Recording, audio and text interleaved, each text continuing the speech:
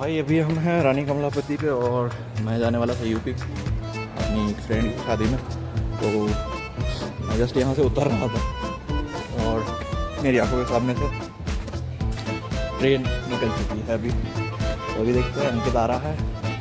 भैया अभी हम कमलापति स्टेशन पे और हमारे साथ अंकित और अजय भाई है हमारे। और अभी हम जा रहे थे सपना की शादी में, पर हमारे साथ बड़ी खतरनाक चीज़ें हुई यार।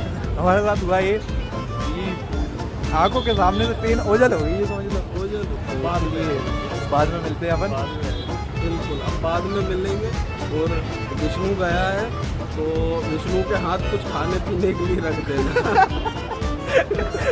ठीक है। तो भाई लोग यही बताना था यार, क्योंकि अभी दुविधा में है, क्योंकि अभी ट्रेन भी नहीं है और काफ़ी दूर का सफ़र है। बाकी कोशिश करेंगे अभी विदिशा तक मिलाने की, अगर कोई ट्रेन होती है तो ज़रूर जाएंगे। बाकी अगर नहीं हो पाएगा तो फिर कैंसिल है यार।